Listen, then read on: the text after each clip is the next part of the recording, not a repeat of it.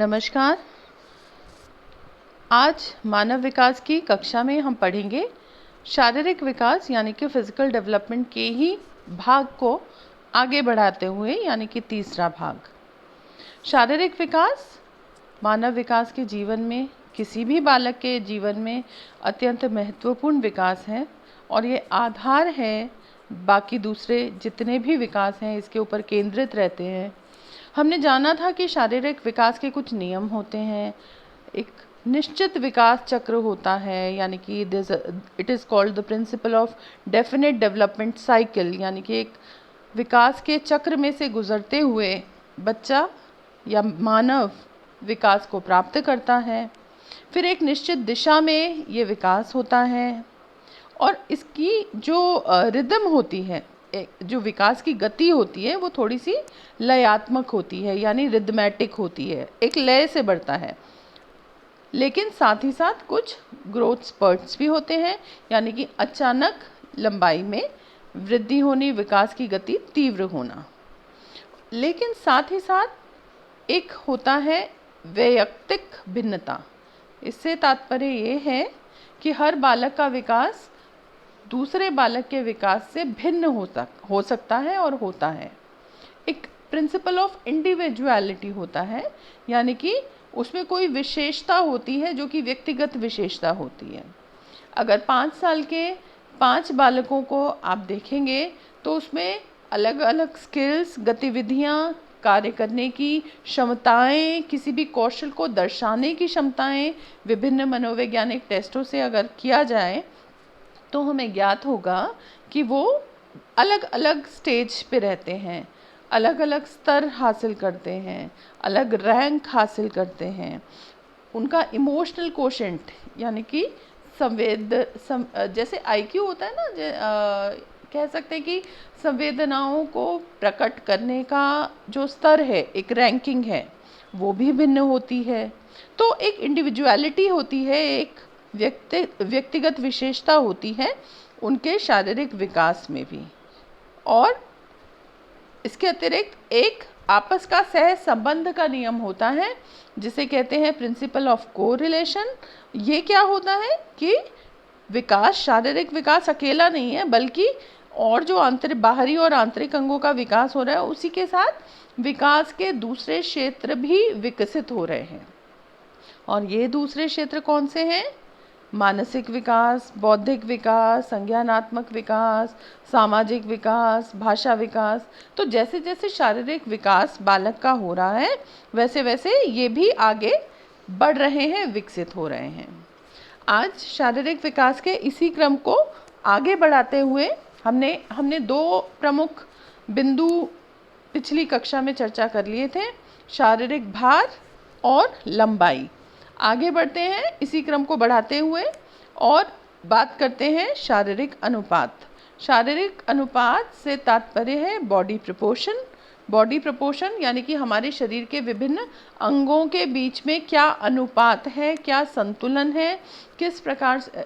ऐसा नहीं होता ना कि सर बहुत बड़ा हो गया या हाथ छोटे हो गए। जैसे जैसे विकास होता है, बच्चे की आयु बढ़ती है, उस उम्र के साथ साथ उसके हाथ भी बढ़ते हैं, उंगलियां भी बढ़ती हैं, फेस भी बड़ा होता है, पैर बढ़ते हैं। तो ये सब चीज़ें जो है ये प्रकृति की एक बहुत ही चमत्कारिक उपलब्धि है, एक चमत्कार ही है कि ये सब एक अनुपात में बढ़ते हैं। ऐसा नहीं होगा कि हाथ ज़्यादा लंबे हो गए या पैर छोटे रह गए। तो एक बैलेंस होता है, एक बॉडी प्रोपोर्शन का, एक शरीर का अनुपात होता है। तो अगर हम वयस्क पुरुष से, व्यक्ति से का जन्म से तुलनात्मक अनुपात देखते हैं हम, यानी कि हम कंपेयर किसको कर रहे हैं? हम तुलना कर रहे हैं एक, जब वो बालक पैदा हो रहा है, जन्म के समय शिशु कैसा है, और जब वो वयस्क हो जाता है तब वो कैसा हो रहा है। तो सिर करीब करीब उसका 2 गुना हो जाता है, बड़ा हो जाता है, डबल हो जाता है ऑलमोस्ट। धड़ यानी कि सिर से नीचे का जो हिस्सा है वो करीब करीब 3 गुना हो जाता है, और बाहें करीब करीब 4 गुना हो जाती हैं। छोटे बच्चे की बाहें छोटी होती हैं और जब वो वयस्क होता है तो 4 टाइम्स यानी कि 4 गुना हो जाती हैं। और पैर ज़्यादा लंबे होते हैं थोड़े, तो पैर 5 गुना हो जाते हैं। फिर आप देखें, जो मांसपेशियां हैं, अस्थियां हैं, प्रजनन अंग है, फुफ्फुस है, ये सब लगभग 20 गुना। क्यों? क्योंकि जब शिशु है तो ये सभी अंग, आंतरिक अंगों का आकार भी छोटा है और जो बाहरी शारीरिक बनावट है उसी के अनुपात में आंतरिक अंग होते हैं। लेकिन जैसे जैसे वो बच्चा बड़ा होता है, इन आंतरिक अंगों का भी विकास होता है और फिर इस इसकी भी क्या साइज, इसका आकार बढ़ता है। तो ये सब अंदर के बॉडी ऑर्गन्स भी, शरीर के विभिन्न अंग, ये भी आगे 20 गुना तक बढ़ जाते हैं। आँखें, मस्तिष्क और कुछ अन्य अंग, इनके आकार में परिवर्तन कम होता है क्योंकि जन्म पूर्व में ही इसका विकास अधिक हो चुका होता है। तो ये बड़ी आश्चर्यजनक बात है। मस्तिष्क का विकास, जो मेन सेंटर्स होते हैं, जो मस्तिष्क के ब्रेन के डिफरेंट पार्ट्स होते हैं, वो विकसित हो चुके होते हैं जन्म के समय।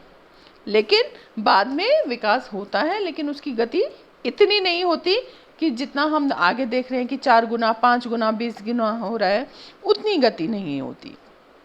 फिर भिन्न भिन्न भाग भिन्न भिन्न गति से विकसित होते हैं।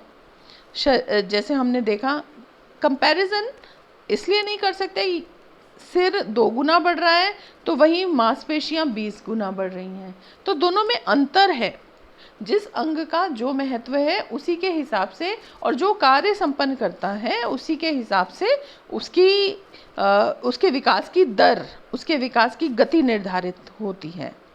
तो इसीलिए शरीर के भिन्न भिन्न भागों का विकास की गति भी भिन्न होती है, अलग स्पीड से वो डेवलप होते हैं। लेकिन विकास की प्रक्रिया निरंतर रहती है, डेवलपमेंट होता रहता है, हमेशा चलने वाली प्रक्रिया हो गई। किसी अंग में वो तीव्र होगा, किसी अंग में वो मंद होगा। तो हम देख रहे हैं जैसे कि सर 2 गुना बढ़ रहा है, लेकिन अस्थियां, मांसपेशियां 20 गुना बढ़ रही हैं। तो देखो, दोनों में तुलना करिए तो कितना ड्रास्टिक चेंज है, कितना ज़्यादा अलग अलग प्रभाव है, गति कितनी तीव्र है और कहीं कितनी मंद है। तो देखें, तुलनात्मक अध्ययन जो जन्म के समय और वयस्क जब व्यक्ति हो जाता है, तो सिर और शरीर के अनुपात को देखें, यानी सिर कितना है और शरीर उसकी प्रपोर्शन में, उसके अनुपात में कितना है, 1:4 है एक शिशु का।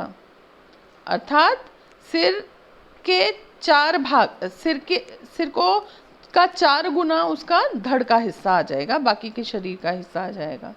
वहीं वयस्क में सिर और शरीर का अनुपात 1:8 हो जाएगा, यानी 1 से 8।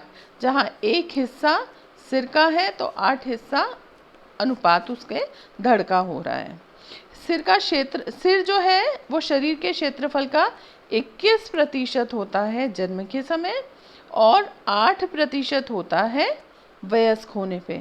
अब इसमें आपको कहीं भी संदेह करने की इसलिए आवश्यकता नहीं है कि शिशु का जो क्षेत्रफल है, या उसकी पूरी लंबाई कह लीजिए, चौड़ाई कह लीजिए, वो कम है और वयस्क की अधिक है। तो इसलिए अगर हम कह रहे हैं उसके सिर का जो पूरे शरीर का 21% क्षेत्रफल है, तो आप समझ सकते हैं छोटे बच्चे के शरीर को अपने दिमाग में थोड़ा सा एज्यूम करिए कि देखिए वो बालक है तो एरिया, क्षेत्रफल कितना कम है, और जब वो वयस्क हो जाता है, बड़ा हो जाता है, जैसा कि आप चित्र में देख रहे हैं, तो उसके अनुपात में उसका क्षेत्रफल का प्रतिशत भले ही कम हो रहा हो, लेकिन असल में क्षेत्रफल तो बढ़ रहा है। चेहरे और मस्तिष्क का अनुपात 8:1, 8 और 1, यानी कि ब्रेन चेहरे का पूरे चेहरे का एक ही भाग, अगर 8 हिस्सों में हम चेहरे को डिवाइड करें, भाग दें, तो उसका एक भाग समझ सकते हो वो हमारा मस्तिष्क है, हमारा नहीं, शिशु का मस्तिष्क है। और जब बड़े हो जाते हैं, वयस्क हो जाते हैं, तो ये अनुपात 2:1 हो जाता है, यानी कि चेहरे का करीब करीब आधा हमारा मस्तिष्क हो जाता है विकास। फिर होता है शारीरिक बनावट। शारीरिक बनावट भी हर व्यक्ति की, हर बच्चे की अलग अलग होती है। एक प्रकार होती है और ये मांसपेशियों के भार के ऊपर, शरीर की संरचना के ऊपर और किस प्रकार से वसा का जमाव होता है इसके ऊपर निर्भर करता है कि किसी व्यक्ति की शारीरिक बनावट कैसी होगी। एक होती है एक्टोमॉर्फिक। एक्टोमॉर्फिक से क्या तात्पर्य है? एक्टोमॉर्फिक शरीर रचना वाला व्यक्ति जो दुबला पतला है, हड्डियाँ थोड़ी हड्डियाँ दिखेंगी, अस्थियाँ दिखेंगी, इसमें मांसपेशियाँ भी लंबी और पतली हैं, इस वजह से इनका शारीरिक वजन कम होता है। ये होता है एक्टोमॉर्फिक। एक होता है मीजोमॉर्फिक जो बीच बीच वाला होता है। तो मीजोमॉर्फिक क्या होता है? ऐसी शरीर रचना वाला व्यक्ति जिसमें कि जो कि थोड़ा लंबा है, ताकतवर है, इसकी मांसपेशियाँ लंबी हैं और शक्तिशाली हैं, तो इसका वज़न भी एक्टोमॉर्फिक से ज़्यादा होगा। और तीसरा क्या होता है?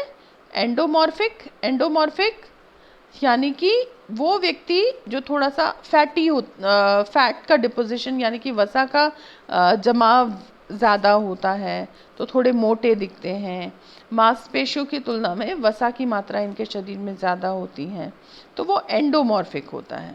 तो इस प्रकार से ये 3 श्रेणियाँ होती हैं जिसमें कि जो दुबले पतले लोग होते हैं वो एक्टोमॉर्फिक श्रेणी में आ जाएंगे, शारीरिक भार भी कम है जिनका, और शरीर में बोनी स्ट्रक्चर होता है। और जो मीजोमॉर्फिक होते हैं वो ऐसे लोग होते हैं जो बीच बीच वाले होते हैं, वैसे स्ट्रॉन्ग हैं, गठीले हैं, ताकतवर हैं, मांसपेशियां भी मजबूत हैं, शक्तिशाली भी हैं, लेकिन बीच बीच का जो मध्यम होता है ना, वो वज़न उनका होता है। एंडोमॉर्फिक वो होते हैं जो कि जिनमें वसा का जमाव ज़्यादा होता है और शक्ति थोड़ी कम होती है क्योंकि मांसपेशीय भार कम है। तो ये 3 प्रकार के शारीरिक गठन होते हैं, बनावट होते हैं। अब हम पढ़ें अस्थियां, अस्थियों के बारे में। अस्थियां क्या होती हैं? जो हमारे शरीर को, हमारी बॉडी को स्ट्रेंथ प्रोवाइड करती हैं। हमारे बॉडी का एक फ्रेमवर्क है, बिल्कुल जिस प्रकार से कोई खाका बनता है ना हमारे शरीर का। किसी भी बच्चे की हाइट कितनी होगी ये किस पे डिपेंड करेगा कि हड्डियों की लंबाई कितनी है, पैर लंबे हैं, हाथ लंबे हैं, ये लंबाई उसे किससे मिल रही है? शरीर के अंगों को ये अस्थियों से मिल रही है। तो ये किसी भी व्यक्ति के जो शारीरिक आकार है उसको स्थान देने, उसको आकार प्रदान करने में अस्थियों का बहुत ही महत्वपूर्ण रोल हो जाता है। तो अब जब अस्थियों के विकास की हम बात करते हैं तो इसमें सब आ जाता है कि आकार में वृद्धि हो रही है, फिर हड्डियों के संख्या में भी परिवर्तन होता है। जब शिशु होता है तो हड्डियों की संख्या, अस्थियों की संख्या अलग होती है। फिर जब वो जैसे जैसे विकास होता है, बच्चा विकसित होने लगता है, बड़ा होने लगता है, तो फिर हड्डियों की बनावट, उसकी संख्या, उसमें भी परिवर्तन आता है, उस हड्डियों के संगठन में भी परिवर्तन आता है। तो सामान्यतः हड्डियों के विकास में वही प्रवृत्ति लागू होती है जो कि बच्चों की लंबाई और आकार में लागू होती है।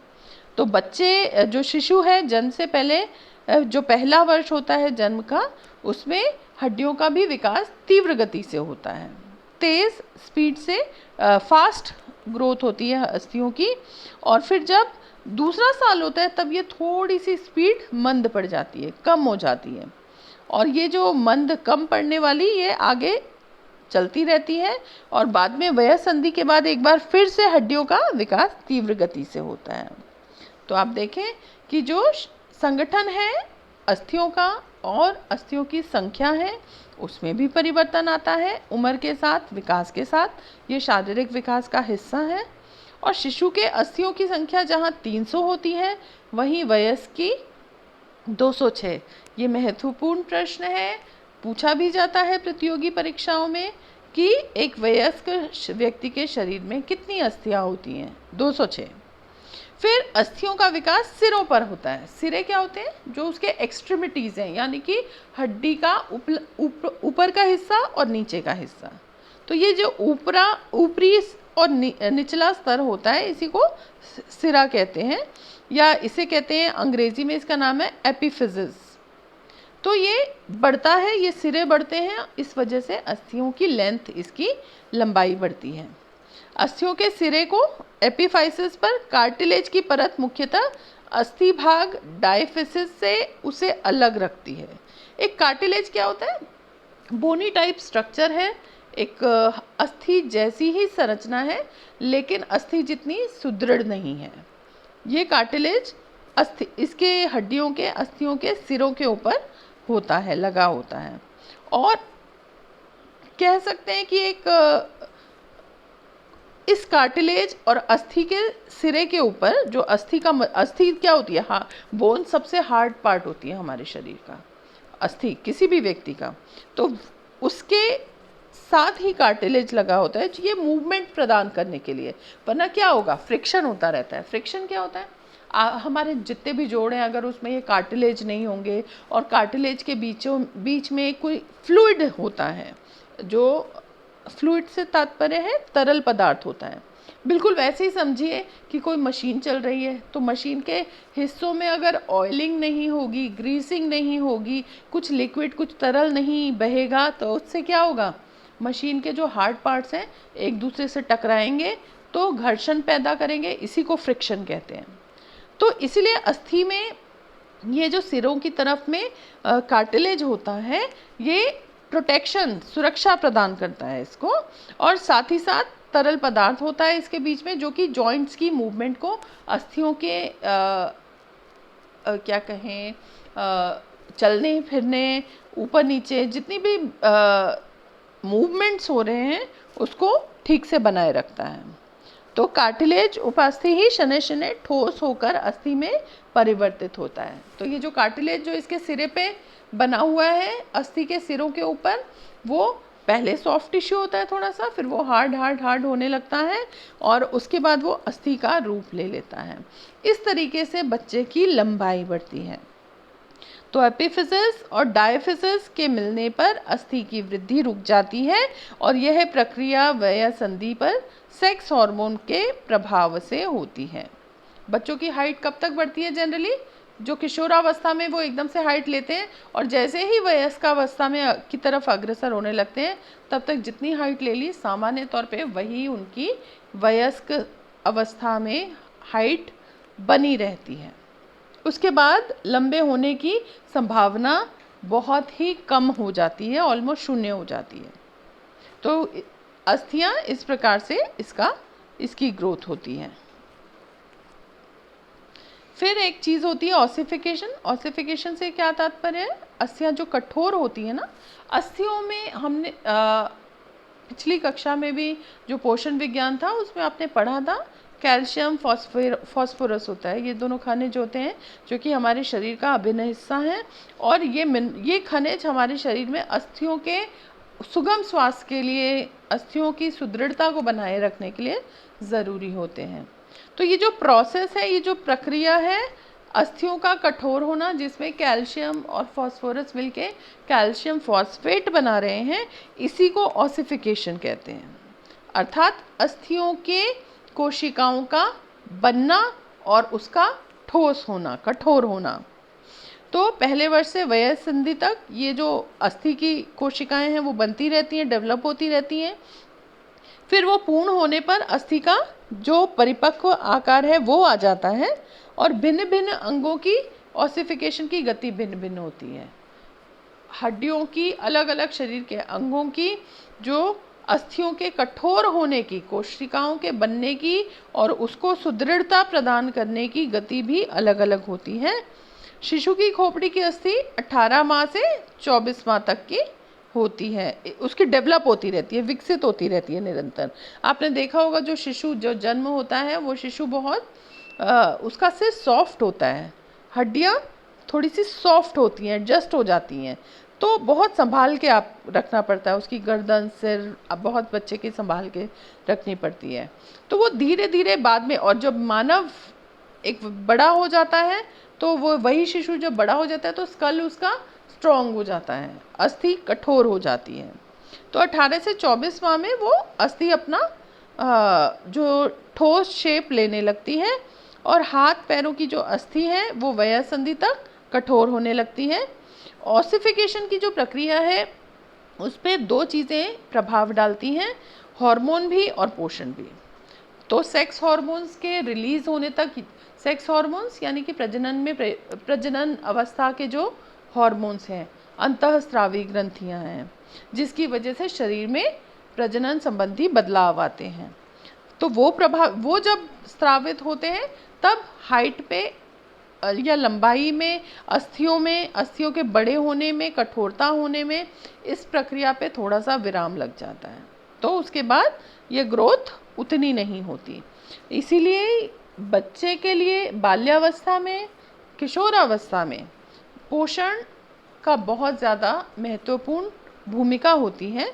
पोषण से तात्पर्य है कि उसे अच्छा पौष्टिक संतुलित भोजन दिया जाना चाहिए, जिसमें कि प्रोटीन, कैल्शियम, फास्फोरस प्रचुर मात्रा में हो, खनिज तत्व और जो पोषक तत्व हैं, जो मैक्रो एलिमेंट्स हैं, वो प्रचुर मात्रा में होने चाहिए, जो कि ऑसिफिकेशन की, अस्थियों के कठोर होने की प्रक्रिया को में मदद करते हैं। और अगर ठीक से पोषण नहीं मिलता या कोई और समस्या हो जाती है तो उससे अस्थियों में विकृति उत्पन्न हो जाती है। तो इस प्रकार से आज हमने जाना किस प्रकार से अनुपात, शारीरिक अनुपात और अस्थियों का, ऑसिफिकेशन की प्रक्रिया, अस्थियों के विकास के बारे में हमने समझा। आगे अगली कक्षा में हम इसी को, क्रम को आगे बढ़ाते हुए अस्थियों के विकास और दांतों के विकास के ऊपर चर्चा करेंगे। धन्यवाद।